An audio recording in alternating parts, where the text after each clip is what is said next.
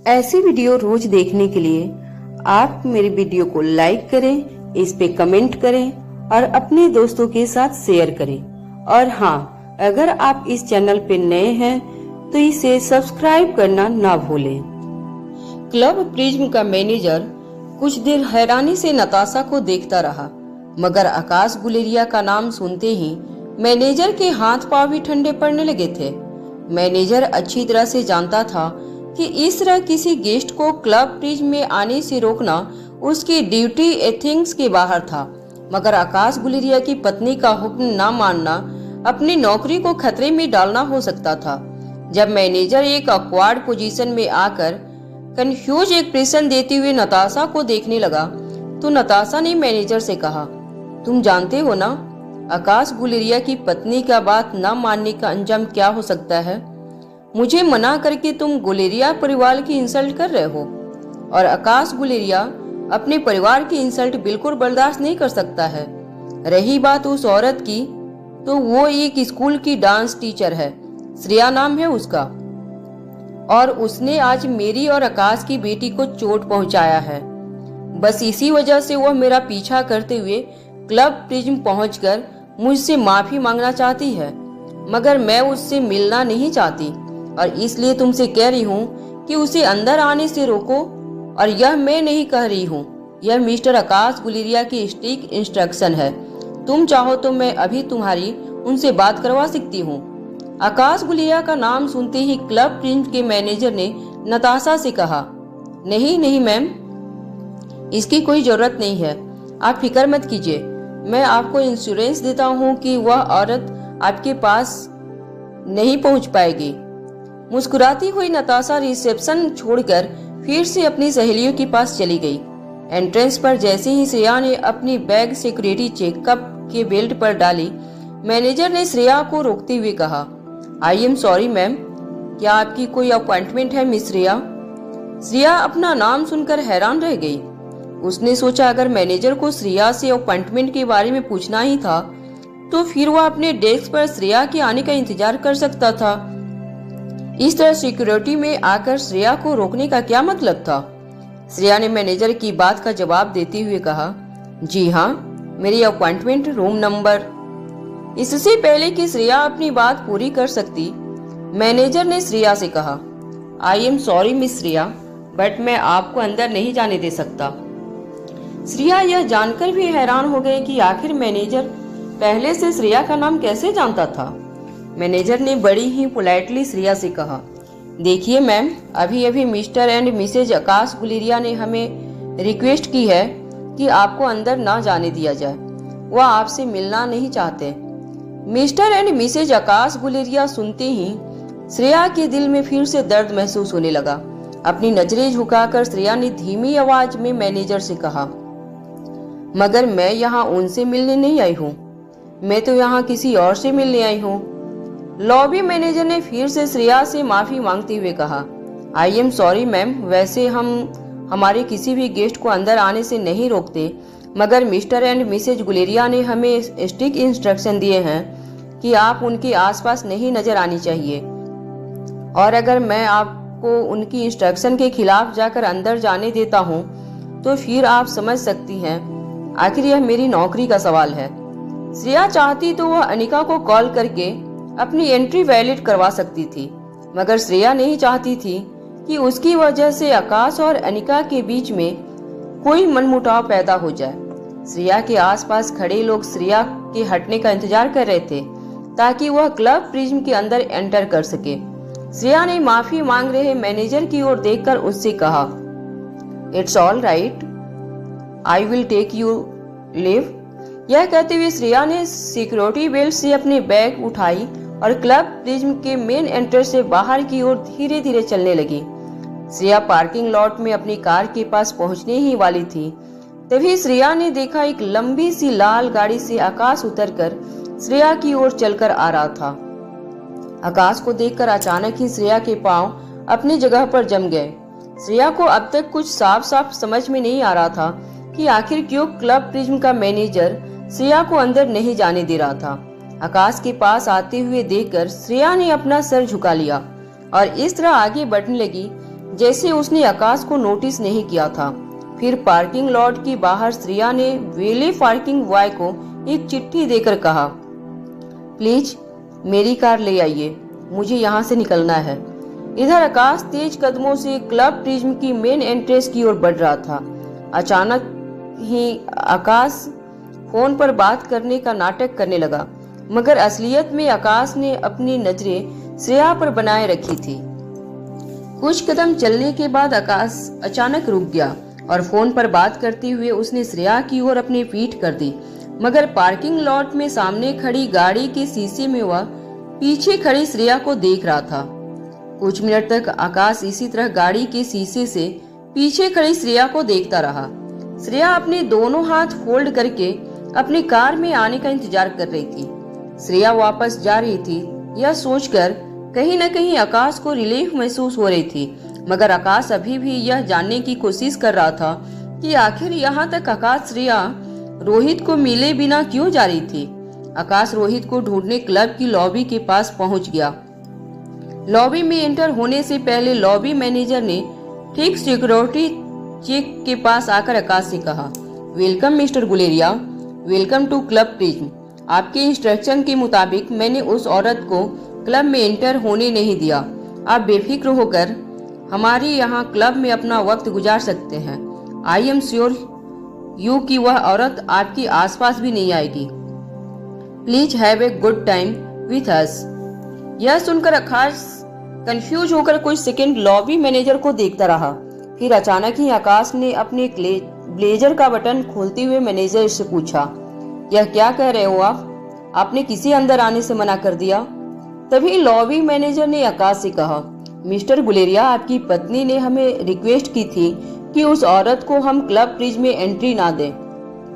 वैसे तो हमारे क्लब में ऐसा कोई रोल नहीं है कि हम अंदर आने वाले गेस्ट को रोक सके, मगर रिक्वेस्ट आपकी पत्नी ने की थी। उन्होंने कहा था कि यह आपकी इंस्ट्रक्शन है और आपकी रिक्वेस्ट को हम कैसे नजरअंदाज कर सकते हैं सर, इसलिए हमने उस मैडम को अंदर आने से रोक दिया। लॉबी मैनेजर काफी स्मार्ट और इंटेलिजेंट था। यह पूरा किस्सा सुनाते हुए लॉबी मैनेजर ने न सिर्फ आकाश की नजरों में कुछ क्रेडिट पॉइंट्स स्कोर किए थे, बल्कि बातों की बातों में लॉबी मैनेजर ने आकाश को नताशा की कंप्लेंट भी कर दी थी कि किस तरह आकाश का नाम इस्तेमाल करके उनकी वाइफ ने अपने पावर का गलत इस्तेमाल किया था। आकाश का चेहरा देखकर साफ था कि वह नताशा की इस बात से बिल्कुल सहमत नहीं था। आकाश ने बिना मैनेजर को देखे अपने थॉट्स में रहते हुए कहा, वह अभी तक मिसेज गुलेरिया बनी नहीं है, आप उन्हें नताशा कहकर बुलाएं। मैनेजर ने आकाश से माफी मांगते हुए कहा, आई एम सॉरी सर, मगर उन्होंने अपने आप को मिसेज गुलेरिया कहकर ही बुलाने को कहा था। आकाश मैनेजर के साथ अपनी पर्सनल लाइफ की ज्यादा बात नहीं करना चाहता था और इसीलिए आकाश ने मैनेजर से कह दिया, ठीक है, इस बात को यहीं रहने देते हैं। यह कहकर आकाश यह देखने के लिए पीछे मुड़ा कि क्या श्रेया गाड़ी में बैठकर निकल चुकी थी। वह पार्किंग लॉट के पास देखकर आकाश हैरान रह गया। श्रेया के पास एक सफेद कलर की लंबी गाड़ी खड़ी थी और गाड़ी में दो अमीर खानदान के लड़के नशे में पूरी तरह धूत होकर श्रेया को छेड़ रहे थे। श्रेया दोनों लड़कों को अवॉइड करके जब थोड़ी दूर चली गई तो वह दोनों लड़के अपनी कार से उतरकर श्रेया को घेरकर खड़े हो गए।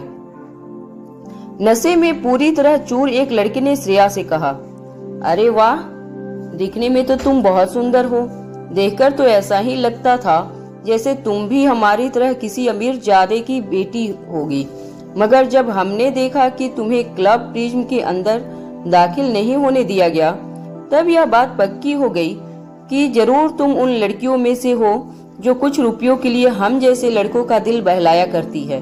और शायद इन क्लब वालों को यह बात पता चल गई होगी और इसीलिए तुम्हें अंदर जाने से रोक लिया। मगर तुम घबराओ मत, हम दिल्ली में कई ऐसी जगह जानते हैं जहां बिना रोक टोक के हमें आने जाने दिया जाएगा। चलो हमारे साथ गाड़ी में बैठ जाओ, आज की रात हम तीनों मिलकर जश्न मनाएंगे। इन लड़कों के मुंह से ऐसी बात सुनकर श्रेया को बहुत ही इंसल्ट महसूस हो रही थी। वह बस किसी तरह यहाँ से बाहर निकलना चाहती थी, मगर ना जाने क्यों वेले पार्किंग बॉय अब तक उसकी गाड़ी लेकर वहां नहीं पहुंचा था। श्रेया इन दोनों लड़कों के चंगुल से बाहर निकलना चाहती थी। तभी एक लड़के ने श्रेया का हाथ पकड़ लिया और कहा, अरे इतना सोच क्यों रही हो? तुम्हें कैश चाहिए तो अभी ले लो, बोलो क्या चार्ज है तुम्हारे? श्रेया का मन कर रहा था कि दोनों लड़कों को कॉलर से पकड़कर इतना जोर से मुक्का मारे कि दोनों के दांत टूट जाए, मगर श्रेया इस वक्त सिर्फ क्लब प्रिज्म के पार्किंग लॉट से किसी तरह बाहर निकलना चाहती थी। तभी एक लड़के ने अपनी जेब से बहुत सारा कैश निकालकर श्रेया को ऑफर किया। दो मनचलों का बर्ताव अब श्रेया के लिए बर्दाश्त से बाहर हो गया था। अभी श्रेया सोच ही रही थी कि किस तरह वह इन बदमाशों को सबक सिखाए, तभी सामने खड़े एक लड़के के मुंह पर जोर से एक मुक्का पड़ा। देखते ही देखते वह लड़का जमीन पर गिरा और उसके दो दांत टूटकर रास्ते पर गिर गए। मुक्का इतनी जोर का था कि वो लड़का कुछ देर बिना हिले बस जमीन पर लेटा रहा। अपने दोस्त को इतनी बुरी हालत में देखकर जो लड़का पैसे पकड़कर खड़ा था, उसका सारा नशा उतर गया। डर के मारे कांपते हुए वह सामने खड़े आकाश गुलेरिया को देखता रहा। अपने दोस्त को सहारा देते हुए उठाकर उस लड़के ने आकाश से माफी मांगी और कहा, माफ कर देना भैया, हमें लगा कि मैडम कोई और हैं। हमें पता नहीं था कि हम हमारी भाभी से इस तरह की बदतमीजी कर रहे थे। भाभी भैया से कहो ना, हमें माफ कर दे। यह कहते हुए वह दोनों दोस्त दौड़कर अपनी कार में बैठे और जोर से एक्सीलेटर पर पांव दबाकर वहां से तेजी से निकल गए। जब श्रेया ने आकाश को देखा तो आकाश की आंखों में इतना गुस्सा था कि आज अगर वह बदमाश थोड़ी देर और वहां रुके होते तो शायद आकाश ने उसके गले से उसकी जान निकाल ली होती। श्रेया शौक होकर आकाश को देखने लगी, मगर आकाश आंखों में गुस्सा लिए जमीन की ओर देखे जा रहा था। फिर अचानक ही बिना श्रेया को देखे आकाश ने श्रेया का हाथ पकड़ा और उसे घसीटते हुए क्लब प्रिज्म की एंट्रेंस की ओर ले जाने लगा। श्रेया को इस वक्त पता नहीं चल रहा था कि उसे क्या करना चाहिए। वह झटक कर वह अपना हाथ आकाश के हाथ से छुड़ा ले या फिर आकाश को रोकने के लिए कुछ कहे। इससे पहले कि श्रेया कुछ डिसाइड कर पाती, आकाश श्रेया को लॉबी मैनेजर के पास ले जाकर कहने लगा, गौर से देख लो इस लड़की को। आज के बाद इस लड़की को बिना रोक टोक अंदर आने जाने दिया जाए और यह मेरे इंस्ट्रक्शन है।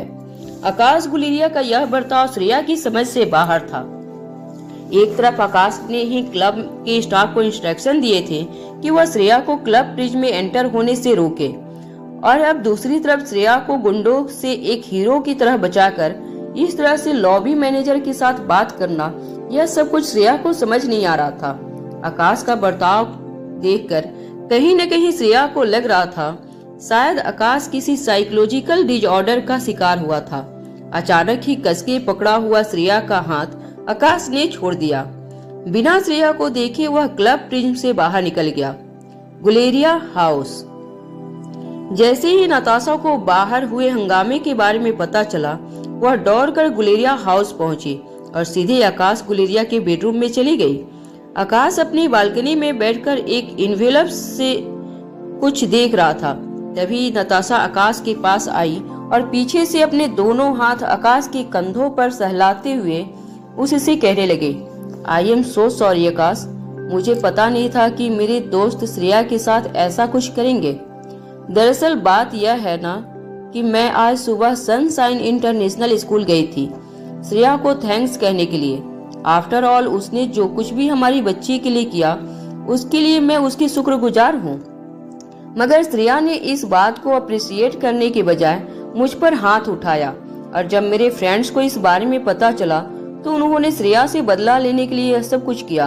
मगर मुझे यह नहीं पता था कि वह बदला लेने के लिए ऐसा कुछ करेंगे और वह तुम्हारा नाम इस्तेमाल करके श्रेया को अंदर आने से इस तरह रोक देंगे। फिर एक लंबी सांस छोड़ती हुए नताशा आकाश की छाती पर हाथ घुमाते हुए उसके बिल्कुल नजदीक आई और धीरे से आकाश की छाती पर अपना सर रखकर कहने लगी, यह तो बहुत अच्छा हुआ कि तुम वहां पहुंच गए और बेचारी श्रेया को बचा लिया। आई एम रियली सॉरी आकाश। आकाश ने धीरे से नताशा को अपने से दूर करते हुए नताशा को टेबल पर पड़े इन्वेलप की ओर इशारा किया। टेबल पर पड़े इन्वेलप को देखकर नताशा बिल्कुल चौंक गई। ये वो सबूत थे जिसने नताशा का झूठ पकड़ा गया था। नताशा हैरान होकर टेबल पर रखे इन्वेलप को हाथ में लेकर देखने लगी। जब नताशा ने इन्वेलप खोला तो वह यह देखकर हैरान हो गई कि अंदर कुछ तस्वीरें रखी थी। नताशा ने जब तस्वीरों को बाहर निकालकर देखा तो उसके चेहरे के एक्सप्रेशन बदलने लगे। यह तस्वीरें स्कूल के गेट के बाहर इंस्टॉल किए गए सर्विस लेंस कैमरा से निकाली गई थी। यह वो तस्वीरें थी जिससे यह पता चल रहा था कि किस तरह नताशा ने श्रेया को ह्यूमिलाइट किया था और उसे मजबूर किया था कि वह नताशा के मुंह पर उसके दिए हुए पैसे फेंके। पीछे खड़े आकाश ने सख्त आवाज में नताशा से कहा, यह तो सिर्फ तस्वीरें हैं, मेरे पास स्कूल की सीसीटीवी फुटेज भी है जिसमें यह साफ पता चलता है कि किस तरह तुमने जानबूझकर श्रेया को प्रोवोक किया था। और अब भी अगर तुम नहीं मानती हो तो मैं एक काम करता हूँ, क्लब प्रिज्म की सीसीटीवी फुटेज भी मंगवा लेता हूँ, जिससे हमें यह भी पता चले कि किस तरह तुमने खुद जाकर लॉबी मैनेजर से कहा था कि श्रेया को क्लब प्रिज्म में एंटर ना करने दिया जाए। क्या इतने सबूत काफी होंगे यह प्रूव करने के लिए कि तुम हर वक्त सिर्फ श्रेया को नीचा दिखाने की कोशिश करती रहती हो? अपने हाथों की तस्वीरों को देखकर श्रेया की आंखें फटी की फटी रह गई थी। रोहित की बात सुनकर नताशा इतना जान चुकी थी कि अब अपने आप को डिफेंड करने का कोई मतलब नहीं था, क्योंकि नताशा का हर झूठ तस्वीरों में और सीसीटीवी फोटोज में पकड़ा जाएगा। इसलिए तस्वीरों को जमीन पर फेंकते हुए नताशा दौड़कर आकाश को पकड़ के फूट फूट कर रोने लगी। आकाश की बात सुनकर नताशा इतना जान चुकी थी, अब अपने आप को डिफेंड करने का कोई मतलब नहीं था, क्योंकि नताशा का हर झूठ तस्वीरों में और सीसीटीवी फोटो में पकड़ा जाएगा। इसलिए तस्वीरों को जमीन पर फेंकते हुए नताशा दौड़कर आकाश को पकड़ के फूट फूट कर रोने लगी। नताशा ने कस के आकाश को हग किया और रोते हुए आकाश से कहने लगी, मुझे माफ कर दो आकाश, मैं बहुत डर गई थी। न जाने क्यों इतने सालों बाद जब मैंने श्रेया को आमने सामने देखा तो मैं डर गई थी कि कहीं वह तुम्हें मुझसे छीन कर ना ले जाए। और फिर मुझे पिंकी के बारे में भी ख्याल आया, कहीं ऐसा ना हो कि श्रेया एक ही पल में मेरी पूरी दुनिया मुझसे छीन ले। तुम ही सोचो ना आकाश, दिल्ली में इतनी सारी स्कूल है, मगर उस श्रेया को सिर्फ हमारी पिंकी का ही स्कूल मिला था पूरी दिल्ली में नौकरी करने के लिए। और फिर पिंकी के साथ यह सब होना, मैं बहुत डर गई थी। आकाश ने जो कुछ भी किया मेरे प्यार को बचाने के लिए, हमारे परिवार को बचाने के लिए किया है, पिंकी के लिए किया है। तुम तो जानते हो बचपन से ही श्रेया वह हर चीज चाहती थी जो मेरी थी। वह मुझसे मेरी चीजें छीनने के लिए कुछ भी कर सकती थी और आज भी वह ऐसा कर सकती है। मैं बस उन चीजों को अपने से दूर नहीं करना चाहती थी जो मुझे इस दुनिया में सबसे ज्यादा प्यारी है, तुम और पिंकी। यह कहकर श्रेया बड़ी मासूमियत से आकाश की ओर देखने लगी और फिर अपनी बात आगे बढ़ाती हुए नताशा ने कहा, मैं श्रेया को अच्छी तरह जानती हूँ। अपना बदला लेने के लिए वह हमारी पिंकी को भी हमसे दूर कर सकती है। अभी देखो उसने पिंकी पर क्या जादू कर दिया है। बस एक बार पिंकी से मिली है और अब सुबह से पिंकी बस श्रेया के बारे में ही पूछती रहती है। पिंकी किसी भी तरह श्रेया के पास ना जाना चाहती है। यह सुनकर आकाश हैरान रह गया। आकाश ने हल्के गालों से नताशा को अपने से दूर किया और बालकनी की रेलिंग के पास जाकर कुछ सोचने लगा। तभी पीछे से नताशा आकाश से कहने लगी, देखो श्रेया जैसी लड़कियां अपने मकसद को पाने के लिए कुछ भी कर सकती है। तुम ही सोचो, यूनिवर्सिटी में अपने डांसिंग करियर को चुनने के लिए उसने तुम्हें भी छोड़ दिया था। अब इतने सालों बाद डांस की 1-2 चैंपियनशिप जीतने के बाद उसे बड़े बड़े लोग डांस टीचर अपॉइंट करते हैं, अच्छे खासे पैसे भी ऑफर करते हैं, तो फिर उसे दिल्ली की एक स्कूल में नौकरी करने की क्या जरूरत थी? वह सिर्फ इसलिए वापस आई है क्योंकि वह अब तुम पर कब्जा करना चाहती है। नताशा की वो शब्द श्रेया ने अपना डांसिंग करियर चुनकर आकाश को रिजेक्ट किया था, आकाश के दिल में तीर की तरह चुभने लगे थे। आकाश ने अपने दोनों हाथों से बालकनी की रेलिंग को कसके पकड़ लिया। आकाश एक बात अच्छी तरह जानता था कि भले ही श्रेया अपने डांसिंग करियर की ऊंचाई पर पहुंचने के लिए आकाश को छोड़ सकती थी, मगर पैसों की लालच में वह कभी भी आकाश पर कब्जा करने के बारे में कभी सोच भी नहीं सकती थी। और मन ही मन आकाश ये भी जानता था कि सनशाइन इंटरनेशनल में शायद श्रेया इसलिए नौकरी कर रही थी क्योंकि श्रेया और रोहित मारवा का बेटा उसी स्कूल में पढ़ता था। पास खड़ी नताशा ने अपनी बात आगे बढ़ाते हुए कहा, मैं जानती हूँ कि भले ही श्रेया ने पास्ट में तुम्हें इतना बड़ा धोखा दिया था, मगर कहीं न कहीं आज भी तुम दोनों अच्छे दोस्त हो और मेरे ऐसा करने की वजह से अगर कोई तकलीफ पहुंची हो तुम्हें तो I am really very sorry. मैं आज के बाद ऐसा नहीं करूंगी। चाहे श्रेया मुझे कितनी भी प्रॉक करे, मैं उससे कुछ नहीं कहूंगी। It's a promise. तुम कहो तो मैं श्रेया के पांव पकड़कर माफी मांगने को तैयार हूँ। इससे पहले कि नताशा और कुछ कहती, आकाश ने धीमी आवाज में बिना नताशा को देखे कहा, तुम्हें याद है जब तुम पहली बार अपनी बच्ची को लेकर मेरे पास आई थी तब मैंने तुमसे क्या कहा था? अचानक आकाश के मुंह से यह बात सुनकर हैरान नताशा बीती बातें याद करने लगी। कुछ साल पहले नताशा आकाश गुलेरिया के पास एक छोटी सी बच्ची लेकर आई थी। आकाश ने कभी नताशा के साथ संबंध नहीं बनाए थे, मगर उसे इतना जरूर याद था कि एक रात उसने नशे की हालत में नताशा के साथ बिताई थी। आकाश ने उस वक्त नताशा से शादी का प्रस्ताव ठुकरा दिया और नताशा से कहा कि वह बच्ची को जरूर अपना नाम देगा, मगर नताशा सिर्फ उसकी मंगेतर कहलाई जाएगी।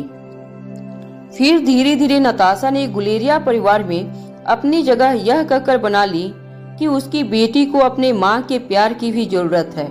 कुछ दिन तक नताशा पिंकी की अच्छी तरह देखभाल करती रही, जिससे आकाश ने नताशा को गुलेरिया हाउस में रहने की परमिशन भी दे दी। मगर परमिशन देने के साथ साथ आकाश ने नताशा के सामने एक कंडीशन भी रखी थी। उसने कहा था, तुम यहाँ रहकर पिंकी की देखभाल कर सकती हो, तुम्हें यहाँ किसी भी चीज की कोई कमी नहीं होगी, मगर हाँ इतना याद रखना कि लोगों की नजरों में तुम सिर्फ मेरी मंगेतर हो। तुम कभी भी इस बात का दावा नहीं करोगी कि तुम मेरी पत्नी हो। उस वक्त नताशा ने बिना सोचे समझे आकाश की हर कंडीशन को मान लिया था। फिर जैसे जैसे वक्त बीतता गया, नताशा को लगा कि जरूर एक दिन ऐसा आएगा जब आकाश ऑफिशियली उससे शादी कर लेगा, जिससे वह पिंकी को माँ और बाप दोनों का प्यार दे सके। मगर पिंकी को स्कूल ले जाने और स्कूल से ले आने के अलावा नताशा का आकाश के साथ कोई इंटरेक्शन नहीं होता था। आकाश और नताशा एक छत के नीचे जरूर रहते थे, मगर वह दोनों आज भी एक दूसरे से बिल्कुल अनजान थे। अभी नताशा पिछली बातों को याद कर ही रही थी, तभी आकाश ने धीमी मगर सख्त आवाज में नताशा से कहा, तुमने नियम तोड़ा है एग्रीमेंट का, तुम्हें यह घर छोड़कर जाना होगा। अभी इसी वक्त निकल जाओ यहाँ से। नताशा को ऐसा लगा जैसे अचानक ही नताशा के सर पर कोई भारी चीज गिरी हो। निकल जाओ यहाँ से का मतलब नताशा समझ नहीं पा रही थी। कंफ्यूज होकर नताशा ने आकाश से पूछा, क्या कहा तुमने? आकाश ने इस बार नताशा की आंखों में आंखें डालकर कहा, वही जो तुमने सुना। तुमने एग्रीमेंट का रूल ब्रेक किया है, इसीलिए तुम्हें अब यहाँ से जाना होगा। मैंने तुमसे कहा था कि तुम कभी भी किसी को यह नहीं बताओगे कि तुम मेरी वाइफ हो, मगर आज तुमने वो रूल ब्रेक किया है। नताशा को समझ नहीं आ रहा था कि इतने साल बाद अचानक ही आकाश फिर से इस एग्रीमेंट की बात क्यों कर रहा था। जब से आकाश ने पिंकी को अपनी सगी बच्ची समझ लिया था, नताशा को भी इस बात पर यकीन हो गया था कि आकाश आज नहीं तो कल उसे अपनी पत्नी जरूर मान लेगा। आकाश के साथ और गुलेरिया परिवार के साथ नाम जोड़ने के बाद नताशा ने अपने पापा की कंपनी मित्तल फाइनेंस को भी काफी फायदा पहुंचाया था। कई बार नताशा ने आकाश गुलेरिया के नाम का गलत इस्तेमाल करके मित्तल फाइनेंस को काफी प्रॉफिट दिया था। आकाश यह सब कुछ जानता था, मगर फिर भी आकाश ने नताशा को कभी इन सब बातों को लेकर टोका नहीं, क्योंकि आकाश नहीं चाहता था कि वह पिंकी से अपनी माँ को दूर करे। मगर आज इतने सालों बाद अचानक ही आकाश ने नताशा की एक छोटी सी गलती पर उसे घर से बाहर निकल जाने को कहा था। अपनी आंखों में आंसू लेकर नताशा आकाश से कहने लगी, अब जाने भी दो, एक छोटी सी गलती हो गई है मुझसे और यह अब मैं दोबारा गलती नहीं दोहराऊंगी। I promise you. आकाश ने अपने शर्ट की स्लीव ऊपर चढ़ाते हुए नताशा से कहा, देखो, बेहतर होगा कि तुम अपने आप इस घर से चली जाओ, वरना मुझे किसी को बुलाकर तुम्हें धक्के मारकर घर से बाहर निकालना होगा। आकाश के मुंह से यह बात सुनते ही नताशा जमीन पर गिर पड़ी। वह फुट फुट कर रोने लगी। अपने दोनों हाथ जमीन पर पटकते हुए नताशा सिसक कर रोने लगी। 6 साल इस घर में रहने के बाद भी नताशा आकाश के दिल में इमोशन नहीं जगा पाई थी। 6 साल एक दूसरे के इतने करीब रहने के बावजूद एक पल में बिना सोचे समझे आकाश ने नताशा को घर से बाहर निकल जाने को कहा था। नताशा को पता था आकाश के सामने अब गिड़गिड़ाने का कोई फायदा नहीं था, क्योंकि आकाश ने एक बार कोई डिसीजन ले लिया तो उसे कोई नहीं बदल सकता था। मगर नताशा किसी तरह आकाश के दिल में फिर से दया पैदा करना चाहती थी। इसलिए रेलिंग पकड़कर नताशा फिर से अपने पांव पर खड़ी हो गई और अपने आंसू पोंछते हुए नताशा ने आकाश से कहा, जाने से पहले क्या मैं पिंकी को मिल सकती हूँ? नताशा को पता था कि आकाश के दिल में फिर से सिंपैथी जगाने का सिर्फ एक ही रास्ता था। आज तक नताशा की हर गलती आकाश सिर्फ इसलिए माफ करता रहा क्योंकि आकाश को पिंकी की फिक्र थी। आकाश नहीं चाहता था कि पिंकी को अपनी माँ से दूर रहना पड़े और नताशा यह बहुत अच्छी तरह जानती थी कि अगर किसी तरह वह पिंकी के इमोशनली ब्लैकमेल करे और अगर पिंकी किसी तरह आकाश के सामने अपनी माँ से बिछोड़ने के दुख में रोने लगे तो आकाश जरूर पिंकी की इमोशंस में आकर नताशा को रोक लेगा। कुछ देर सोचने के बाद आकाश ने पिंकी की आया को बुलाया और उससे पूछा, क्या पिंकी सो गई है?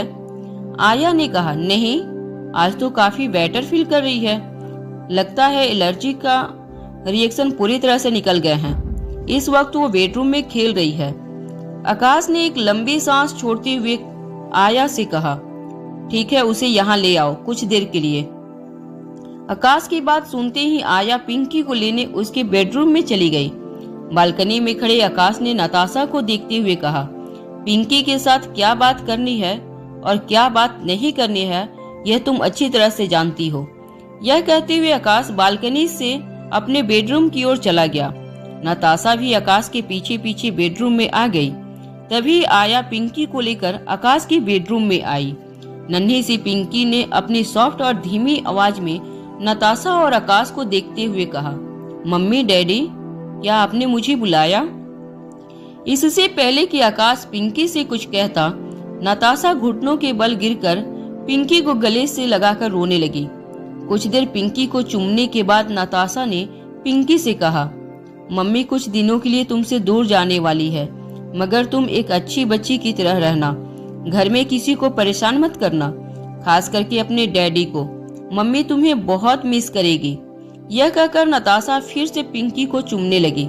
फिर पिंकी की आंखों में आंखें डालकर नताशा ने पिंकी से पूछा, क्या तुम अपनी मम्मी को मिस करोगी? नताशा जानती थी कि इतने साल पिंकी का ख्याल रखने के बाद जब पिंकी के मन में यह बात आएगी कि उसकी मम्मी काफी दिनों तक उससे दूर रहने वाली है, तो जरूर पिंकी रोते हुए उन्हें रोक लेगी। और एक बार अगर आकाश के सामने पिंकी ने कोई चीज मांग ली तो ऐसा नहीं हो सकता था कि आकाश उसे वह चीज लाकर ना दे। जब नताशा ने देखा कि नन्ही सी पिंकी कंफ्यूज होकर कुछ सोच रही थी, तब अपने दोनों हाथ पिंकी के कंधों पर रखकर नताशा ने पिंकी से पूछा, बोलो बेटा, क्या तुम अपनी मम्मी को मिस करोगी? पिंकी ने कुछ देर नताशा की आंखों से बहते हुए आंसुओं को देखा और फिर अचानक ही अपने हाथ के खिलौने से फिर से खेलने लगी। नताशा पिंकी के बिहेवियर को देखकर इरिटेट हो रही थी। उसका जी कर रहा था कि पिंकी को एक चुटकी काट कर रुलाने लगे, मगर उसे डर था कि अगर आकाश ने उसे ऐसा करते हुए देख लिया तो नताशा की मुसीबतें और ज्यादा बढ़ सकती है। फिर अचानक ही थोड़ी देर बाद पिंकी खेलते खेलते रुक गई और पिंकी ने नताशा से कहा, आप जाओ मम्मी, मेरी फिक्र मत करो, मैं एक अच्छी बच्ची बनकर रहूंगी, किसी को तंग नहीं करूंगी। पिंकी का जवाब सुनकर नताशा हैरान हो गई।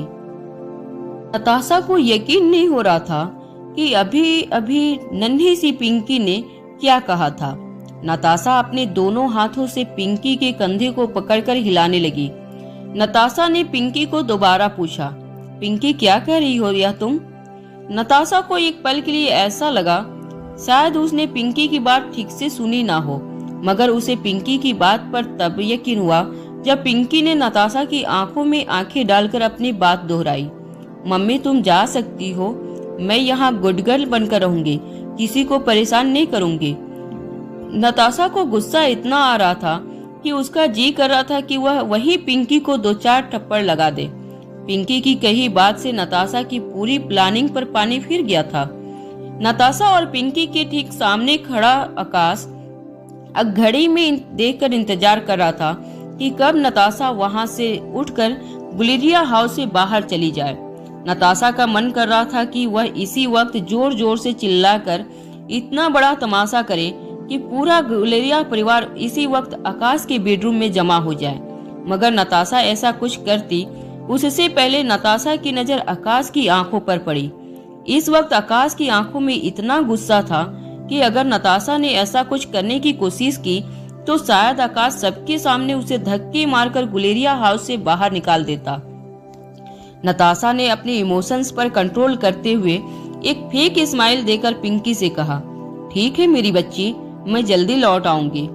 नताशा ने आकाश से कहा, मुझे बस 5 मिनट देना, मैं अपने बेडरूम में जाकर अपनी कुछ जरूरत की चीजें ले लेती हूँ।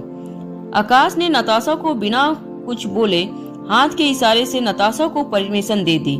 कुछ मिनट बाद नताशा एक छोटी सी बैग में अपना सामान भरकर फिर से आकाश के बेडरूम में आई और आकाश से कहने लगी, मुझे लगता है कुछ दिन मेरा दूर रहना ही सही रहेगा। जब तुम्हारा गुस्सा ठंडा हो जाए तो फिर आ जाऊंगी, प्लीज तुम अपना ख्याल रखना। जब नताशा ने देखा कि आकाश उसकी किसी बात पर कोई रिएक्शन नहीं दे रहा था तो कुछ देर बेडरूम में खड़ी आया को देखने के बाद नताशा वहां से चली गई। नताशा के पीछे पीछे आया भी बेडरूम से बाहर चली गई।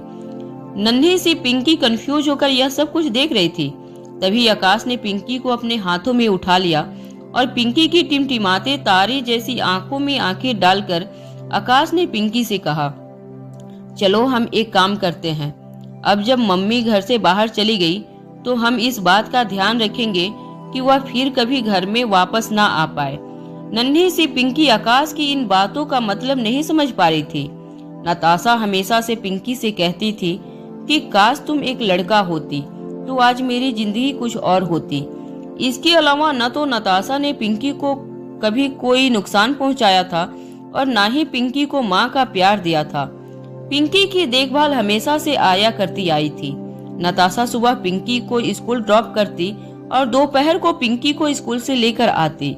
इसके अलावा वह पिंकी को तभी मिलती जब रात को दोनों एक ही बिस्तर पर सोते। नताशा की आंखों में पिंकी को कभी भी माँ का प्यार नहीं देखने को मिला था। शायद नताशा को पिंकी से ज्यादा बाजार से खरीदे हुए गहनों पर प्यार आता था।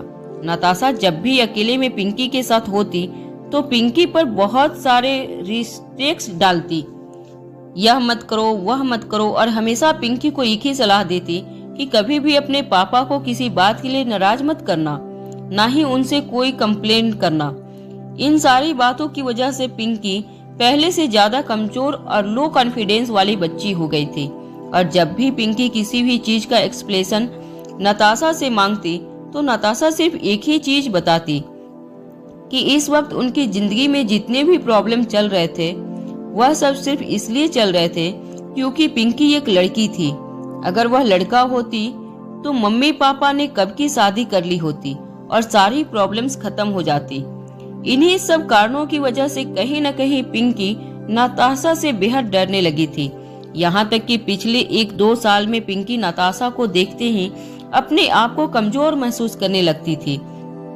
जब आकाश ने पिंकी से कहा कि मम्मी अब दोबारा कभी घर में नहीं आएगी तो मन ही मन कहीं पिंकी को राहत महसूस होने लगी थी। पिंकी ने अपने दोनों हाथ आकाश के कंधों पर रख दिए और अपना सर आकाश की छाती के पास रखकर अपनी सॉफ्ट और धीमी आवाज में कहा, ओके डैड। पिंकी का जवाब सुनते ही आकाश ने राहत की सांस ली। आकाश को कहीं न कहीं लग रहा था कि अगर पिंकी ने अपनी मम्मी को मिस किया तो न चाहते हुए भी नताशा को वापस गुलेरिया हाउस आने की परमिशन देनी पड़ती। मगर पिंकी का जवाब सुनते ही आकाश ने नन्ही सी पिंकी के गालों को चूमकर नौकर को आवाज लगाई। आवाज सुनते ही एक नौकर दौड़कर बेडरूम में आया। आकाश ने नौकर से कहा, उस औरत के बेडरूम का सारा सामान पैक करके मित्तल हाउस पहुंचा देना और सिक्योरिटी वालों को भी इंस्ट्रक्शन दे देना कि वह औरत दोबारा कभी हमारे बंगले में ना घुस पाए। आकाश की बात सुनकर नौकर जरूर हैरान हो गया था, मगर अपने मालिक को किसी भी तरह का सवाल पूछने की उसमें कोई हिम्मत नहीं थी। बस वह आकाश का हुक्म सुनकर हाँ में सर हिलाकर वहां से चला गया। Club prism. रोहित मारवा रिया के साथ क्लब प्रिज्म के प्राइवेट रूम में अनिका के आने का इंतजार कर रहा था। टेबल पर बैठी नन्ही सी रिया मेनू कार्ड में लगी तस्वीरों को देख रही थी। वैसे तो रोहित हमेशा ही बहुत ही एक्सक्लूसिव फूड ऑर्डर करता था, मगर अपने लिए और आर्यन के लिए खाने पीने के मामले में रोहित स्ट्रिक्ट था। No oil, no butter, no cheese. ज्यादातर रोहित अपने लिए और आर्यन के लिए सैलेड और वाइल्ड वेजिटेबल्स ही ऑर्डर करता था। मगर रिया के चेहरे पर जंक फूड को देखकर जो खुशी रोहित ने देखी, वो देखकर रोहित ने सोच लिया था कि रिया चाहे जो भी ऑर्डर करना चाहती हो, वह उसे बिना किसी रोक टोक के ऑर्डर करने देगा। तभी मेनू कार्ड पर लगी एक बड़ी सी आइसक्रीम की तस्वीर को देखकर रिया ने उस पर उंगली रखकर कहा, डैडी मुझे यह मंगवाना है। अभी सर्दियों का मौसम पूरी तरह से खत्म नहीं हुआ था और ऐसे मौसम में आइसक्रीम सेहत खराब कर सकता था। रोहित रिया को आइसक्रीम से दूर रहने की सलाह देने वाला था, मगर जब उसने अपनी नन्ही सी बेटी की आंखों में आइसक्रीम को देखकर चमक देखी तो रोहित से रहा नहीं गया और उसने मुस्कुराते हुए रिया से कहा, ठीक है, कर दो ऑर्डर। ठीक कुछ ही सेकेंड बाद रिया ने मेनू के अगले पन्ने पर फ्रेंच फ्राइज की तस्वीर देखी। रिया ने फ्रेंच फ्राइज पर उंगली रखकर कहा, डैडी मुझे यह भी मंगवाना है। फ्रेंच फ्राइज मतलब तेल और फ्रोजन पोटैटो से बनी हुई एक ऐसी स्नैक्स जिसमें स्वाद तो जरूर होता है, मगर कोई न्यूट्रिशन वैल्यू नहीं होती है। रोहित ऐसी चीजों से हमेशा दूर ही रहा करता था, मगर आज वह अपनी बेटी का दिल नहीं तोड़ना चाहता था। इसलिए रोहित ने रिया से कह दिया, ठीक है, कर दो ऑर्डर। इसी तरह रिया अलग अलग डिशेज पर उंगली रखती गई और हर एक डिमांड के बाद रोहित रिया से कहने लगी, ठीक है, कर दो ऑर्डर, ठीक है, कर दो ऑर्डर, ठीक है, कर दो ऑर्डर। देखते ही देखते रिया और रोहित का पूरा टेबल अलग अलग प्रकार के टेस्टी जंक फूड से भर गया। रिया मेज पर लगी अलग अलग फूड डिशेज को देखकर इतनी खुश हो गई थी मानो उसे कोई खजाना मिल गया हो। रिया बहुत अच्छे से जानती थी इतना सारा खाना रिया और रोहित के लिए खत्म करना नामुमकिन था। इसलिए एक फ्रेंच फ्राइज उठाकर अपने मुंह में डालकर रोहित से पूछा, मम्मा अब तक क्यों नहीं आई? यह सारा खाना हम दोनों मिलकर पूरा नहीं कर पाएंगे। रिया की बात सुनकर रोहित ने कैजुअली अपनी घड़ी में देखा। रोहित जानता था कि अनिका तय किए वक्त से हमेशा ही 10 से 15 मिनट लेट ही होती थी। तभी प्राइवेट रूम के अंदर किसी के फुट स्टेप की आवाज आने लगी। कदमों की आवाज से ही पता चल रहा था कि हाई हील्स पहने कोई लड़की अंदर चली आ रही थी। रोहित ने ये सोचकर सरप्राइज हो गया कि अनिका जो हमेशा ही फ्लैट हील्स पहनने की आदी थी, उसने अचानक ही इस डिनर के लिए हाई हील्स क्यों पहनी थी। मन ही मन रोहित को लगने लगा था कि शायद अब अनिका भी रोहित से मिलने के लिए सज संवर कर आने लगी थी, बिल्कुल उसी तरह जैसे रोहित अनिका से मिलने के लिए अपने फॉर्मल अटायर से कुछ अलग पहनकर आता था। जैसे ही कदमों की आवाज बिल्कुल पास से आने लगी, रोहित ने मुड़कर देखा तो वह हैरान हो गया कि एक लंबी सी लड़की प्राइवेट रूम में दाखिल हुई। श्रेया रोहित को देखकर चौंक गई और अचानक ही रोहित से माफी मांगकर कहने लगी, sorry, I think I am in the wrong room. मगर टेबल पर बैठी रिया को देखकर श्रेया फिर से सोच में पड़ गई। फिर अचानक ही उसने अपने फोन से अनिका को फोन लगाया और कहने लगी, कहाँ रह गई हो तुम? मैं तुम्हारे दिए गए लोकेशन पर पहुंच गई हूँ। तभी अनिका ने श्रेया को बताया, देखो तुम्हें जो नौकरी वापस मिली है वह मिस्टर रोहित मारवा की वजह से मिली है, और रोहित मारवा को जो ट्रीट चाहिए वह तुमसे मिलनी चाहिए। भला तुम दोनों के बीच में मैं क्या करूं? अब तुम ही उन्हें थैंक्स कह दो और नौकरी बचने की खुशी में उन्हें ट्रीट भी दे दो, मामला खत्म हो जाएगा अपने आप। यह कहते हुए अनिका ने फोन डिस्कनेक्ट कर दिया। श्रेया को अनिका पर इस वक्त बहुत गुस्सा आ रहा था। अनिका ने श्रेया को अचानक ही बहुत ही अक्वार्ड पोजीशन में डाल दिया था। सामने बैठे रोहित मारवा से क्या बात करनी है और उससे क्या कहना है, श्रेया को कुछ समझ नहीं आ रहा था। कुछ सेकंड तक श्रेया और रोहित बस एक दूसरे को कंफ्यूज होकर देखने लगे थे। दोनों में से किसी को समझ में नहीं आ रहा था कि वह किस तरह इस डिनर ट्रीट को आगे बढ़ाए। रिया समझ चुकी थी कि यह उसकी मम्मा की एक चाल थी, इसलिए रिलैक्स होकर रिया अपनी आइसक्रीम ट्यूब में स्पून डालकर आइसक्रीम खाने लगी। श्रेया को समझ नहीं आ रहा था कि वह इतने बड़े आदमी के साथ क्या बात करती। श्रेया ने रोहित मारवा से कहा, thank you sir, thank you so much. आपने मेरे लिए जो कुछ भी किया उसके लिए आप दोनों यहाँ पर अपना मील एंजॉय कीजिए। मैं इस ट्रीट के सारे पैसे चुका दूंगी। यह कहकर श्रेया एक छोटी सी बच्ची की तरह उस वीआईपी रूम से भाग खड़ी हुई। रोहित ने डाइनिंग टेबल पर जोर से मुट्ठी मारी। रिया समझ गई थी कि आज डैड को मम्मा पर बहुत गुस्सा आ रहा था, मगर कहीं न कहीं अपनी मम्मा और डैड के बीच में यह खट्टी मिट्टी नोकझोंक देखकर रिया को मजा आने लगा था।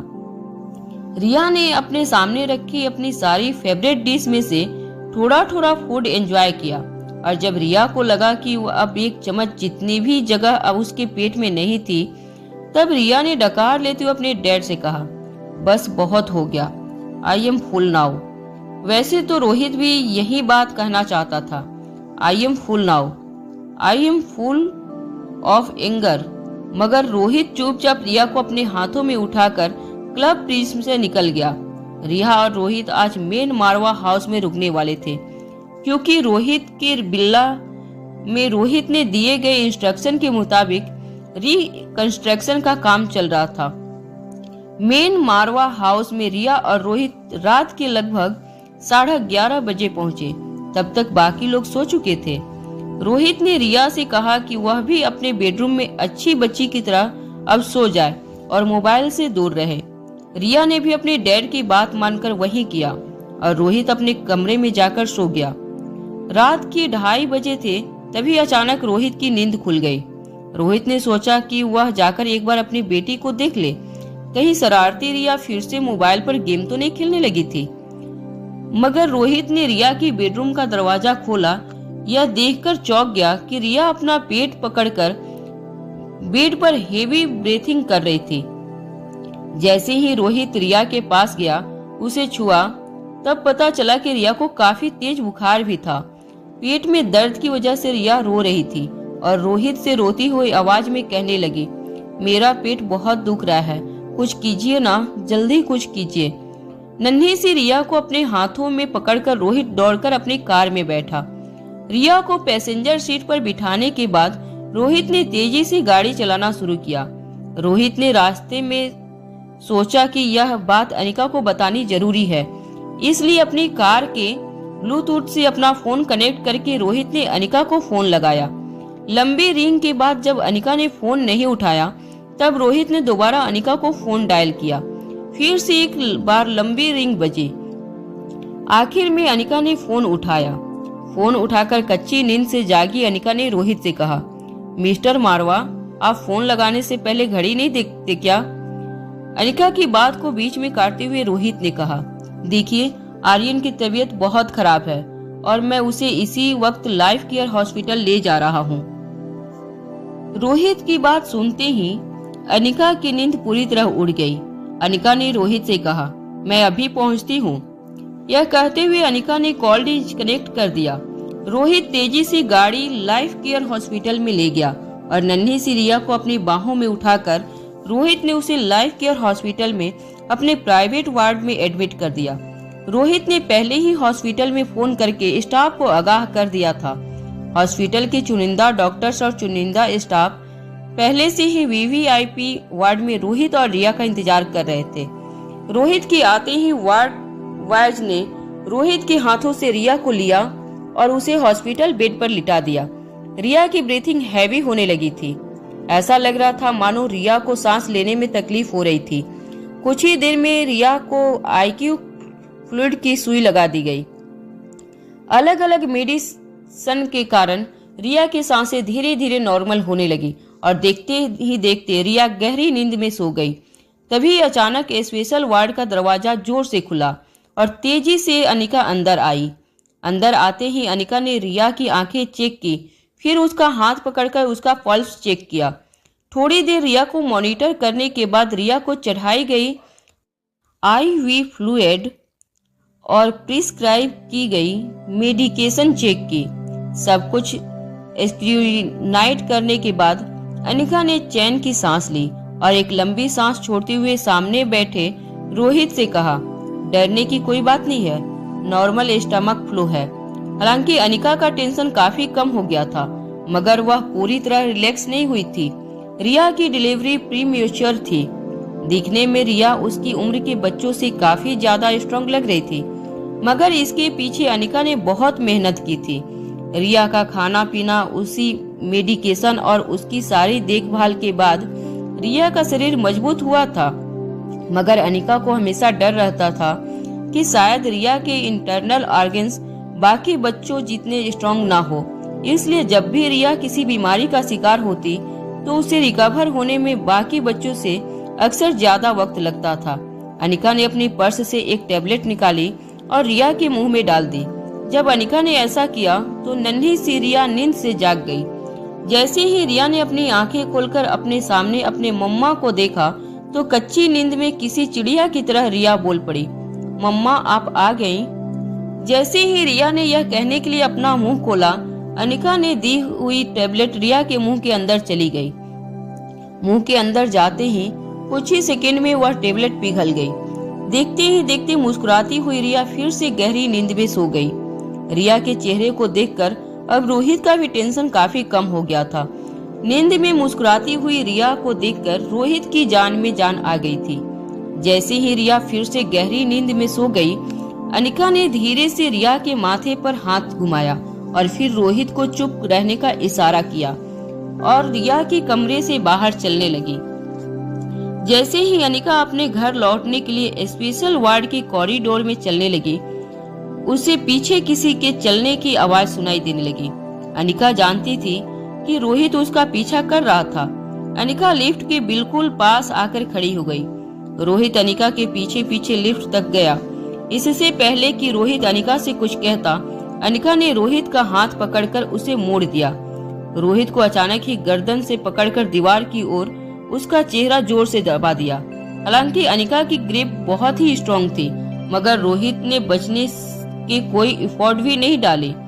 अनिका बिल्कुल रोहित के कानों के पास आकर कहने लगी, तुम्हारे बेटे को तकलीफ हुई तो तुमने मुझे क्यों आधी रात को कॉल किया? दरअसल अनिका को शक हो गया था कि शायद रोहित सब कुछ जान गया था, मगर वह किसी प्लानिंग में था। रोहित का चेहरा दीवार पर जोर से दबाया गया था, मगर रोहित बड़े कैजुअली अनिका की बातों का जवाब दे रहा था। रोहित ने कहा, वह इसलिए क्योंकि तुम एक डॉक्टर हो।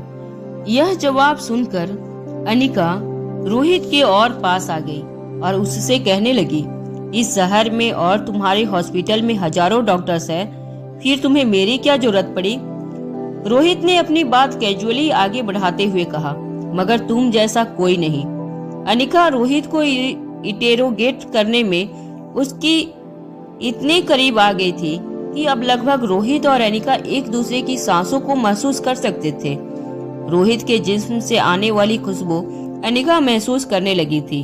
अनिका हालांकि रोहित से हाइट में कुछ ही इंच कम थी, मगर क्योंकि अनिका ने रोहित को गर्दन से पकड़कर दबोचा था, रोहित और अनिका का चेहरा बिल्कुल एक ही लेवल पर आ गया था।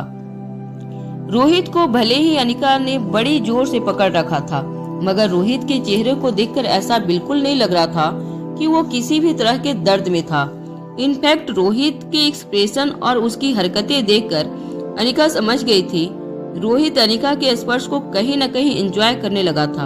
और अब रोहित की बातों से भी यह लग रहा था वह अनिका के साथ फ्लर्ट कर रहा था।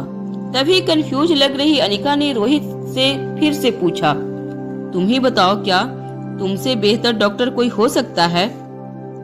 अनिका फिर से सोचने लगी कि कहीं रोहित का मतलब यह तो नहीं है कि वह अब जान चुका है कि डॉक्टर अमृता और कोई नहीं बल्कि खुद अनिका थी। कुछ देर जब अनिका ने अपनी ग्रिप रोहित पर बना कर रखा, तब अनजाने में ही अनिका और रोहित बहुत करीब आ गए थे। यहाँ तक कि रोहित अपने होंठ धीरे धीरे अनिका के होंठों की तरफ ले जाने लगा था। जब अनिका को इस बात का एहसास हुआ, तब उसने अचानक ही रोहित को अपने ग्रिप से छोड़ दिया। झटके की वजह से रोहित का शरीर दीवार से टकराया, मगर जल्दी ही अपनी बॉडी पर कंट्रोल पाते हुए रोहित ने अपने आप को गिरने से बचा लिया। रोहित अपना गला पकड़कर जोर जोर से सांसें लेने लगा। हेवी ब्रीथिंग कर रहे रोहित को अनिका ने कहा, आर्यन ने आज शाम को क्या खाया था? मुस्कुराते हुए रोहित ने अनिका की बातों का जवाब दिया। रोहित ने कहा, French fries, ice cream, chocolate cake, pizza और पास्ता, और हाँ, उसके ऊपर फिर कोल्ड ड्रिंक। अनिका ने अपने माथे पर अपना हाथ मारते हुए रोहित से कहा, आप इतने पढ़े लिखे बिजनेसमैन हैं, क्या आपको पता नहीं कि बच्चों की डाइजेस्टिव सिस्टम बहुत वीक होती है? इतना सारा जंक फूड, ऊपर से ठंडा गर्म सब कुछ मिक्स, पेट के अंदर जाकर यह सारे अलग अलग खाने के पदार्थ एक दूसरे के साथ केमिकली रिएक्ट करने लगते हैं। मुझे समझ में नहीं आ रहा है कि आपने इस तरह कैसे अपने बच्चे को पाला है। बच्चे को क्या खिलाना चाहिए, क्या पिलाना चाहिए, इसकी जरा सा भी सेंस नहीं है आपको। अगर कोई बाहर का आदमी जो अनिका और रोहित को नहीं जानता, वह अनिका और रोहित की बातें सुनता, तो उसको यही लगता कि माँ बाप अपने बच्चे को लेकर एक दूसरे के साथ आर्गुमेंट कर रहे हैं। पिछले कुछ दिनों से वैसे आर्यन अनिका के साथ ही रहता था। इन दिनों में अनिका ने आर्यन का कंप्लीट बॉडी चेकअप भी कर लिया था। आर्यन की रिपोर्ट्स में कोई ऐसी बात नहीं थी जिसे अनिका को किसी बात की कोई चिंता हो। हालांकि आर्यन की इंटरनल सेहत बाकी बच्चों से काफी ज्यादा अच्छी थी। इससे एक बात तो साफ थी कि रोहित बच्चे की देखभाल में पूरी तरह से क्वालिफाइड फादर था। मगर फिर भी आज रिया की यह हालत देखकर अनिका से रहा नहीं गया और उसने रोहित के एक आदर्श बाप होने की क्वालिफिकेशन पर सवाल उठा दिया। रोहित को ऐसा लग रहा था जैसे स्कूल और कॉलेज की बात पहली बार वह किसी प्रोफेसर के लेक्चर में बैठा था। रोहित यह भी जानता था कि आज उससे एक बहुत बड़ी भूल हो गई थी। वैसे तो आर्यन की डाइट के बारे में वह बहुत ही स्ट्रिक्ट रहता था, मगर जब भी वह अपनी बेटी की आंखों में देखता तो पता नहीं रोहित को क्या हो जाता, और वह रिया की किसी भी डिमांड को मना नहीं कर सकता था। मगर रोहित अच्छी तरह जानता था कि इमोशनली कमजोर बाप अपने बच्चे की सही देखभाल नहीं कर सकता। एक स्कूल का बच्चा टीचर से जैसे माफी मांगता है, वैसे रोहित ने माफी मांगते हुए अनिका से कहा, it's was my fault, I am sorry. थोड़ी देर बाद रोहित ने दबी हुई आवाज में अनिका से कहा, वैसे तो हमने वह सारी डिशेज मिस अनिका के लिए मंगवाई थी, मगर आप आई नहीं और सारा खाना मुझे और आर्यन को पूरा करना पड़ा। आफ्टर ऑल खाना वेस्ट करना it's not good manners. Rohit की बात सुनकर अनिका शॉक्ड हो गई। उसने रोहित पर गुस्सा आने लगा था। रोहित ने बड़ी ही आसानी से जो कुछ भी कहा था उसका ब्लेम अनिका पर डाल दिया था। अनिका को इस वक्त रोहित पर इतना गुस्सा आ रहा था कि अनिका ने सोचा वो अपनी मार्शल आर्ट की ट्रेनिंग का इस्तेमाल करते हुए इसी वक्त रोहित से इस बात का बदला ले ले। वहाँ रोहित भी बड़े ही फैसिनेटली अनिका की आंखों में घूर के देख रहा था। इससे पहले कि अनिका गुस्से से अपना हाथ रोहित पर उठाती, रोहित ने इस बार अनिका को पीछे की दीवार पर धकेल दिया और दोनों कुछ सोच पाते समझ पाते उससे पहले रोहित अनिका को पैशनेटली किस करने लगा। लाइफ केयर हॉस्पिटल के स्पेशल वार्ड में अभी अभी करण गुलेरिया को एडमिट किया गया था। गुलेरिया हाउस में आकाश ने देखा कि करण गुलेरिया अपने बिस्तर पर बेहोश पड़े थे। वो उन्हें उसी वक्त हॉस्पिटल ले आया। आकाश गुलेरिया डॉक्टर के साथ बात करते हुए कॉरिडोर में आया। आकाश ने डॉक्टर से पैनिक होकर पूछा, अचानक अंकल को क्या हो गया? वह इस तरह बेहोश क्यों हो गए?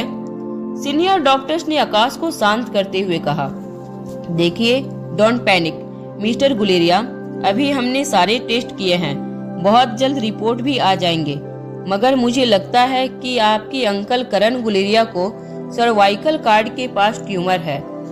आकाश हैरान होकर सीनियर डॉक्टर्स को देखने लगा। तभी आकाश के कंधे पर हाथ रखकर सीनियर डॉक्टर्स ने कहा, देखिए, घबराइए मत, we will do after waste. एक बार रिपोर्ट आ जाए उसके बाद ही हम तय कर सकते हैं कि आगे की ट्रीटमेंट क्या करनी है। आकाश ने हड़बड़ाती हुई आवाज में डॉक्टर से कहा, लेकिन आप श्योर हैं कि यह ट्यूमर है? तो आप उसी डायरेक्शन में इलाज शुरू क्यों नहीं कर देते? Why are you waiting for the reports? Senior doctor ने फिर से आकाश को शांत करते हुए कहा, देखे, ट्यूमर कई तरह के होते हैं, टाइप 1, टाइप 2, टाइप 3, और ट्रीटमेंट भी उसी बेस पर की जाती है कि ट्यूमर अभी कौन से स्टेज पर है। देखिए, अगर ट्यूमर आर्टरीज के आसपास है या किसी ऐसी जगह पर है जहां पर बहुत सारी नसें मौजूद हो, तो ट्यूमर को निकालना बहुत मुश्किल हो जाता है। डॉक्टर की एक छोटी सी गलती भी लाइफ थ्रेटनिंग साबित हो सकती है। इसलिए नॉर्मली ऐसी सर्जरी बड़े बड़े न्यूरो सर्जन ही किया करते हैं, जैसे कि डॉक्टर अमृता। और अगर ट्यूमर टाइप 1 का है, मतलब आदमी के शरीर के नसों से थोड़ा सा दूर है, तो नॉर्मल ट्रीटमेंट से पेशेंट को आसानी से बचाया जा सकता है बिना किसी कॉम्प्लिकेशन के। मैं आशा करता हूं कि आपके अंकल करण गुलेरिया को हम इसी तरह आसानी से ट्रीट कर लेंगे। लेकिन अगर ट्यूमर एडवांस स्टेज का है तो हमें बहुत ध्यान रखना पड़ेगा। यह कहते हुए सीनियर डॉक्टर्स आकाश की पीठ थपथपाते हुए अपनी अगली विजिट के लिए लिफ्ट से नीचे चले गए। लाइफ केयर हॉस्पिटल के स्पेशल वार्ड में सिर्फ 2 ही कमरे थे। इन कमरों में खाने पीने से लेकर ऑपरेट करने की सारी सुविधाएं मौजूद थी। मतलब स्पेशल वार्ड के किसी भी पेशेंट को एक बार एडमिट करने के बाद कहीं पर भी जाने की जरूरत नहीं होती थी। चाहे रिपोर्ट निकलवाने की बात हो या सर्जरी की, सब कुछ एक ही कमरे में हो जाता था। जब आकाश गुलेरिया ने देखा कि स्पेशल वार्ड का दूसरा कमरा भी ऑक्यूपाइड था, तो वह जान गया था कि जरूर मारवा परिवार का कोई सदस्य इस वक्त एडमिट था। जब आकाश ने हॉस्पिटल स्टाफ से पूछा, तब उसे पता चला कि रोहित मारवा का बेटा स्टमक फ्लू के कारण एडमिट था। जैसे ही आकाश को इस बारे में पता चला, आकाश को लगा कि अगर रोहित का बेटा एडमिट है तो जरूर श्रेया यही मौजूद होगी। श्रेया को ढूंढ रही आकाश की नजरें कॉरिडोर में हर तरफ देखने लगी। उसके बाद आकाश धीरे से उस स्पेशली वार्ड की ओर बढ़ने लगा जहां आर्यन मारवा को एडमिट किया गया था। जब वह वार्ड के बिल्कुल पास पहुंचा, तब उसने देखा कि श्रेया वार्ड के आसपास कहीं मौजूद नहीं थी। आकाश ने सोचा कि शायद श्रेया उसके बच्चे के साथ कमरे में अंदर होगी। जैसे ही आकाश स्पेशल वार्ड के कमरे का दरवाजा खोलने लगा, तब उसे अपने पीछे किसी की मौजूदगी महसूस हुई। आकाश यह देखकर हैरान रह गया कि कांच के केबिन के उस तरफ एक कपल पैशनेटली किस कर रहा था। गौर से देखने पर आकाश को पता चला कि वह आदमी और कोई नहीं बल्कि रोहित मारवा था। बस कुछ ही सेकंड में हजारों ख्याल आकाश के दिमाग में गुजरने लगे। गुस्से और ईर्ष्या की वजह से आकाश की आंखें लाल हो गई थी और आकाश की लाल आंखों से बस आंसू छलकने ही वाले थे। आकाश ये सोच सोचकर अंदर ही अंदर झुलसने लगा था कि सामने जो लड़की थी वह और कोई नहीं बल्कि आकाश का पहला प्यार श्रेया अय्यर थी। आकाश निराश होकर वहां से जाने ही वाला था, तब उसकी नजर रोहित के साथ खड़ी उस लड़की पे पड़ी। आकाश ये देखकर हैरान हो गया कि रोहित मारवा के साथ जो लड़की थी वह श्रेया नहीं बल्कि मल्होत्रा परिवार की मिस अनिका थी। अनिका और रोहित मारवा के बीच ऐसी रिलेशनशिप देखकर आकाश गुलेरिया हैरान हो गया था।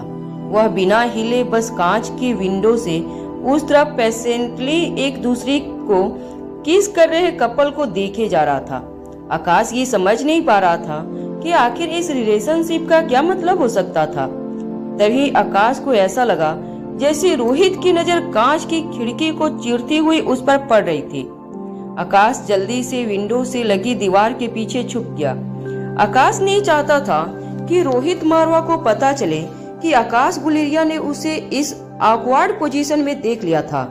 ऐसा नहीं था कि आकाश को रोहित मारवा से डर लग रहा था, मगर आकाश किसी भी तरह की कॉम्प्लिकेशन से बचना चाहता था। दीवार के पीछे छुपे हुए आकाश को अभी भी खिड़की के उस तरफ से रोहित और अनिका की आवाज साफ सुनाई दे रही थी। अनिका रोहित से लगातार बचने की कोशिश कर रही थी। वो रोहित को धकेलने की कोशिश भी कर रही थी और अनिका पर काबू पाने के लिए रोहित लगातार अनिका पर अपने ग्रिप बनाए हुए था।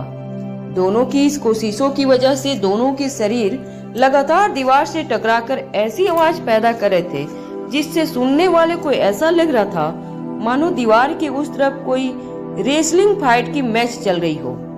रोहित और अनिका की तेज सांसों की आवाज भी अब आकाश आसानी से सुन पा रहा था। रोहित और अनिका के बीच में चल रहे इस रोमांस को देखकर आकाश को अचानक ही श्रेया की याद आने लगी। आकाश ने श्रेया के अलावा किसी भी लड़की को नहीं चाहा था और इस तरह के फिजिकल रिलेशन आकाश ने श्रेया के अलावा किसी के साथ नहीं बनाए थे।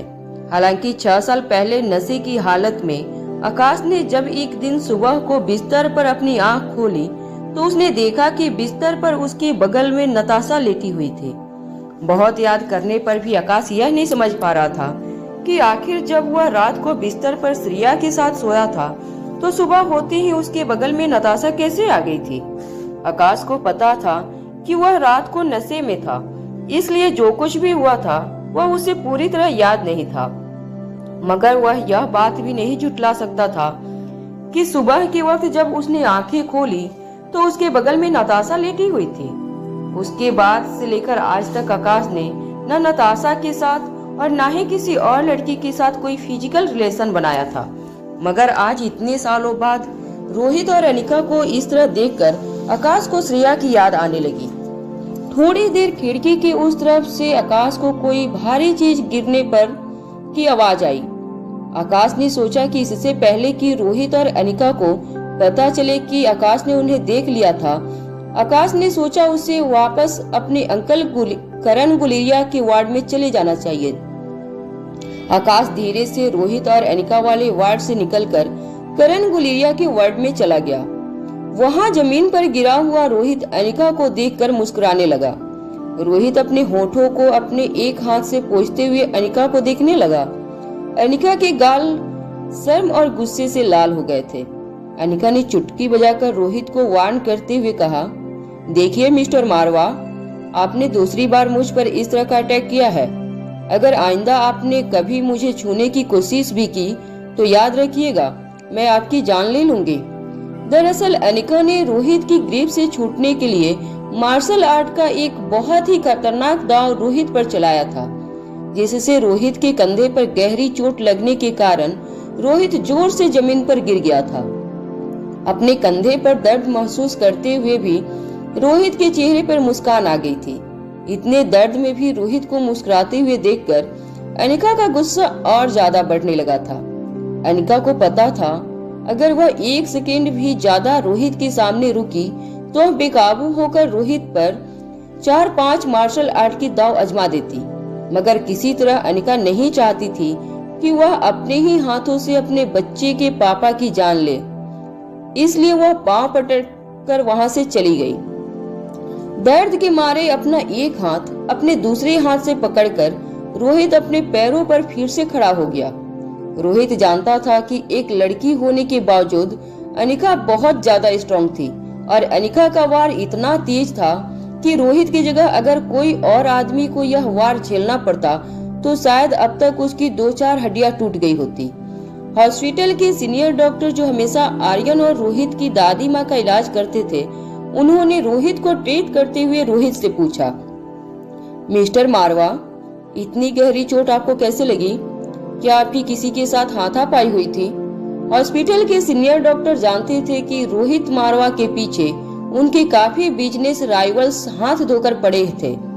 डॉक्टर को यह डर था कि कहीं अभी किसी दुश्मन ने रोहित पर अटैक तो नहीं किया था, क्योंकि रोहित की चोट को देखकर डॉक्टर इतना समझ गए थे कि यह चोट जरूर किसी ताकतवर या पेशेवर हमलावर ने दी थी। जब डॉक्टर ने देखा कि रोहित किसी बात का जवाब नहीं दे रहा था तो वह समझ गए कि शायद रोहित अपने बिजनेस से रिलेटेड किसी हमले के बारे में खुलकर बात नहीं करना चाहता है, और डॉक्टर भी ऐसे हाई प्रोफाइल झगड़ों में अपना इन्वॉल्वमेंट दिखाकर रोहित को परेशान नहीं करना चाहते थे। इसलिए रोहित को पेन किलर देकर रोहित के चेहरे पर जो निशान आई थी वह डॉक्टर ने बैंडेज लगा दिया और रोहित से कहा, 1-2 दिन इस लेफ्ट हैंड को थोड़ा आराम दीजिएगा। थैंक्स गॉड फ्रैक्चर नहीं हुआ है, मगर हाँ मसल स्प्रेन होने के कारण 1-2 दिन आपको थोड़ा आराम जरूर करना होगा। डॉक्टर यह देखकर भी हैरान थे कि इतने दर्द में भी रोहित का मुस्कुराना कम नहीं हो रहा था। डॉक्टर को थैंक्स कहकर रोहित फिर से रिया के वार्ड में जाने लगा। जब रोहित ने धीरे से रिया के रूम का दरवाजा खोला तो उसने देखा कि ड्रिप के नीचे लेटी रिया बिल्कुल आराम से सो रही थी। रिया की आंखें बंद थी और मुंह हल्का सा खुला था। वह नींद में ही कुछ बड़बड़ा रही थी। रोहित रिया के पास गया और धीरे से रिया का ब्लैंकेट उसने ऊपर करते हुए रिया के माथे पर हल्के से हाथ घुमाया।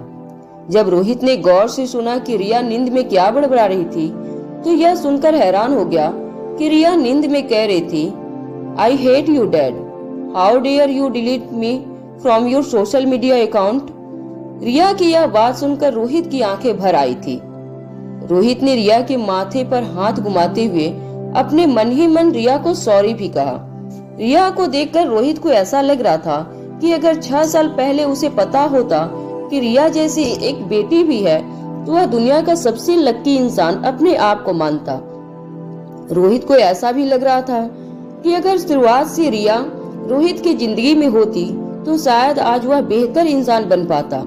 ऐसा नहीं था कि रोहित ने आर्यन से कम प्यार किया था, मगर एक बाप होने के नाते जब भी रोहित ने अपनी बेटी की आंखों में आंखें डालकर देखा था तो रोहित को रिया से एक अलग ही प्यार नजर आता था, जिन्हें शब्दों में बयां करना रोहित के लिए बहुत ही मुश्किल था। रोहित को आज समझ में आया कि बड़े बुजुर्ग क्यों कहते थे कि बेटा हमेशा माँ का दुलारा होता है और बेटी हमेशा पापा की लाडली होती है। तभी अचानक रोहित की नजर कमरे में कोने में सोफा पर पड़ी। अनिका हॉस्पिटल से गई नहीं थी, बल्कि वह कमरे में सोफा पर सो गई थी। अनिका को इस तरह गहरी नींद में सोते हुए देखकर रोहित चौंक गया। आईसीयू वार्ड का एयर कंडीशन काफी तेज था। अनिका सोफा पर काफी सिकुड़ कर सोई थी। अनिका नींद में जरूर थी, मगर ठंड की वजह से उसके होंठ और हाथ दोनों कपकपा रहे थे। तभी रोहित धीरे से उठकर अनिका के पास आया और अपना जैकेट उतारकर रोहित ने अनिका को अपना जैकेट उड़ा दिया। रिया और अनिका की निगरानी करते हुए रोहित आईसीयू वार्ड में एक कोने में खड़ा हुआ अपने दोनों हाथ फोल्ड करके बस रिया और अनिका को देखे जा रहा था। अपनी जिंदगी की 2 सबसे अहम व्यक्तियों को एक साथ इस तरह चैन की नींद सोते हुए देखकर रोहित को आज इतना सुकून मिल रहा था जितना शायद उसे आज तक अपने बिजनेस कैरियर की डील के बाद नहीं हुआ था। बिजनेस टाइकून रोहित मारवा को आज चौकीदार की ड्यूटी निभाते हुए करोड़ों के प्रॉफिट से ज्यादा सेटिस्फेक्शन मिल रहा था। सुबह के तकरीबन 9 बज चुके थे। जब अनिका की आंख खुली तब अनिका ने देखा कि रिया सामने बैठे अपने बेड पर हॉस्पिटल का दिया हुआ नाश्ता कर रही थी। रिया आज बिल्कुल ही पहले की तरह फ्रेश और एनर्जेटिक लग रही थी। रिया को इस तरह देखकर अनिका ने राहत की सांस ली। जैसे ही अनिका सोफा पर से उठने लगी, अनिका के शरीर से रोहित का जैकेट फिसलकर जमीन पर गिर गया। ब्लैक कलर का कस्टम मेड जैकेट देखकर अनिका समझ गई यह जैकेट जरूर नींद में रोहित ने उसे उड़ाया होगा। नाश्ता कर रही रिया ने अनिका से कहा, डैड को एक अर्जेंट मीटिंग थी इसलिए वह सुबह ही चले गए। अनिका ने जैकेट फोल्ड करके रिया के बेड के साइड वाले टेबल पर रख दिया और रिया से कहा, ठीक है अब तुम नाश्ता कर लो, मम्मा को भी जाना होगा। तभी रिया ने अपने दोनों हाथ अनिका की ओर बढ़ाते हुए कहा, क्या तुम अपनी छोटी सी गुड़िया को इस तरह हॉस्पिटल में अकेला छोड़कर चली जाओगी? रिया की ओर देखकर अनिका ने अपनी आंखें बड़ी करते हुए कहा, अभी ये ड्रामा बंद करो, मम्मा को और भी बहुत काम है। और हाँ, अगर फिर से हॉस्पिटल में आने का मन करे तो 1-2 कप आइसक्रीम ज्यादा खा लेना। अनिका की इस बात पर माँ और बेटी दोनों एक साथ हंस पड़ी।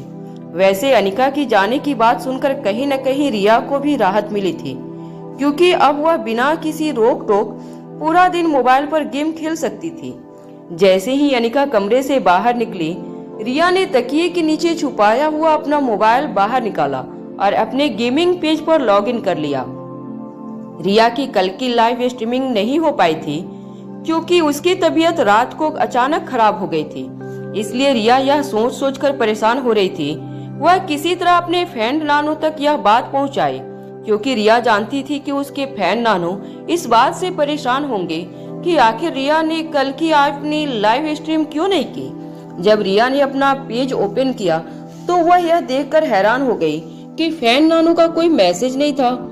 यह बात रिया के लिए शॉकिंग थी। ना ही गेमिंग पेज पर और ना ही सोशल मीडिया पर फ्रेंड नानू ने रिया को कोई मैसेज नहीं भेजा था। इतने दिनों की दोस्ती में आज तक ऐसा कभी नहीं हुआ था कि सुबह सुबह फ्रेंड नानू ने रिया को गुड मॉर्निंग विश ना किया हो। रिया ने अपने फ्रेंड नानू को एक लंबा सा मैसेज लिखते हुए कहा, friend Nanu, I am sorry. कल रात को अचानक ही मेरे पेट में पेन होने के कारण मुझे हॉस्पिटलाइज करना पड़ा और इसीलिए मैं ना तो आपसे बात कर पाई और ना ही अपनी लाइव स्ट्रीमिंग कर पाई। आई होप आप अच्छे हैं। मैंने हॉस्पिटल में नाश्ता कर लिया। क्या आपने भी अपना नाश्ता कर लिया? मैसेज भेजने के बाद रिया काफी वक्त तक अपने फ्रेंड नानू के रिप्लाई का इंतजार किया, मगर जब 10 मिनट तक फ्रेंड नानू का कोई रिप्लाई नहीं आया तो रिया ने फिर से अपने फ्रेंड नानू को मैसेज किया, फ्रेंड नानू, आप ठीक तो है ना? या फिर आप अपनी लिटिल एंजल से नाराज हैं? प्लीज रिप्लाई मी फ्रेंड नानू। जब कुछ और वक्त तक फ्रेंड नानू का कोई रिप्लाई नहीं आया तो रिया सोच में पड़ गई कि आखिर ऐसा क्या हुआ था कि फ्रेंड नानू आज उसे किसी बात का रिप्लाई नहीं कर रहे थे। अनिका लाइफ केयर हॉस्पिटल के टॉप फ्लोर पर बने स्पेशल वार्ड की एलिवेटर के पास लिफ्ट का इंतजार कर रही थी। तभी अचानक पीछे से अनिका के कानों पर एक आवाज पड़ी, क्या आप 2 मिनट बात करने के लिए फ्री हैं मिस अनिका? अनिका ने जैसे ही मुड़कर देखा, आकाश गुलेरिया अनिका के सामने खड़ा उसके जवाब का इंतजार कर रहा था। अनिका ने सोचा कि शायद आकाश गुलेरिया करण गुलेरिया के लिए अमृत टेबलेट के बारे में कोई बात करना चाहता था। आखिर अब यह बात पूरे मार्केट में फैल चुकी थी कि अमृत टेबलेट अगर कोई सप्लाई कर सकता था तो वह सिर्फ मल्होत्रा फार्मेसीज थी। इसलिए बिना कुछ सोचे समझे अनिका ने मुस्कुराते हुए आकाश गुलेरिया से कहा, श्योर मिस्टर आकाश, बताइए मैं आपके लिए क्या कर सकती हूँ। करण गुलेरिया और अपनी माँ के पास्ट जानने के बाद कहीं न कहीं अनिका को करण गुलेरिया के लिए सॉफ्ट कॉर्नर था और वह किसी भी कीमत पर करण गुलेरिया की जान बचाना चाहती थी। इसलिए वह आकाश को कंफर्टेबल करना चाहती थी ताकि आकाश कोई भी मदद मांगने से पहले हिचकिचाए नहीं। अनिका ने अपनी बात आगे बढ़ाते हुए आकाश से कहा, मिस्टर आकाश, इनफैक्ट यह मेरे लिए बहुत खुशी की बात होगी अगर मैं आपकी किसी काम आ सकूं। अनिका ने सोचा कि अभी आकाश अनिका से अमृत टेबलेट की मांग करेगा। तभी आकाश ने अपने दोनों हाथ अपनी जेब में डालकर अनिका से पूछा, मिस अनिका, क्या मैं जान सकता हूँ कि आपका मिस्टर रोहित मारवा के साथ क्या रिश्ते हैं? यह वीडियो आपको कैसी लगी प्लीज कमेंट करके जरूर बतलाएं। आपके एक कमेंट से आगे वीडियो बनाने के लिए मुझे मोटिवेशन मिलता है।